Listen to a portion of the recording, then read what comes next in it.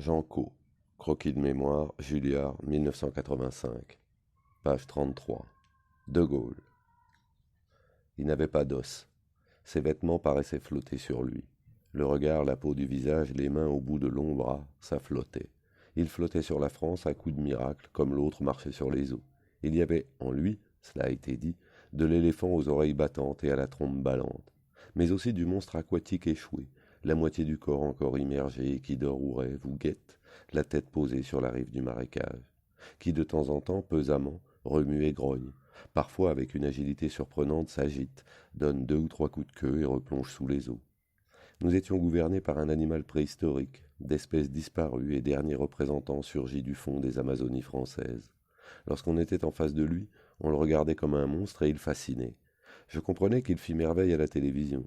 Lorsqu'il y apparaissait, les téléspectateurs ne le savaient pas, mais cela voyageait dans leur inconscient, je n'en doute pas, on ne voyait pas un homme mais un hippopotame, un énorme poisson, une baleine, un fabuleux saurien, un phoque en train de pâmer dans son naturel et glauque élément. On voyait dans un aquarium un animal extraordinaire, et qui parlait, et qui parfois agitait ses palmes, ses pattes, ses nageoires, et même les dressait en l'air, qui s'ébattait, en somme, avec dans la lourdeur une étrange grâce. Mais oui, c'est le commandant Cousteau qui aurait dû filmer les interventions télévisées de Gaulle. Alors les Français se souvenaient, grâce au cerveau reptilien, qu'ils étaient nés, comme tous les animaux, des os et des lymphes originels et reconnaissaient, sur l'écran, derrière la vitre de l'aquarium, leur premier ancêtre et le monstre vénérable d'où était sorti, à l'origine des temps, leur race. Ils effectuaient à rebours une brusque mutation biologique. Leur papa grenouille, otarie et quelacanthe leur parlait et leur disait des mystères des vraies et premières profondeurs. On entendait la Marseillaise, l'écran s'éteignait. Le monstre venait de disparaître et de replonger sous les eaux. Il n'a rien dit, murmurait une voix. Oui, mais là était le fabuleux miracle. Cet animal avait parlé. Si j'ai, au cours de nombreux voyages, accompagné De Gaulle, je ne lui ai en revanche, face à face dans un salon, jamais parlé. Je n'en éprouve aucun regret tant j'ai pu l'approcher et, de très près, à 1 ou 2 mètres, repaître longuement mon regard de sa présence majestueusement exotique. J'éprouvais pour lui une admiration tout à fait curieuse. Exotique, c'est le mot. J'étais ravi qu'on l'applaudît, mais il m'était en même temps complètement étranger. Pourquoi cela? Parce que, je crois, mon admiration ne venait pas d'une foi, mais d'une conversion. J'étais en somme comme un chrétien converti à Bouddha ou un Chinois au Christ, c'est comme l'on veut, et du coup illuminé mais non aveugle.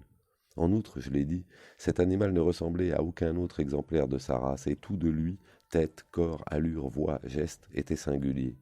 L'homme rit, on le sait, hors de Gaulle, l'imaginez-vous riant.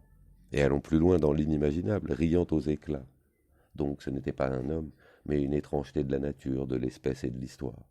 Que si j'avais donné même léger un coup de pouce à mon admiration, et je l'aurais trouvé, cette étrangeté ridicule. Je me gardais de ce sacrilège ou plutôt ne l'accomplissais qu'avec remords dans le secret de mes caves fermées à double tour. En vérité, il alimentait en moi une inlassable curiosité.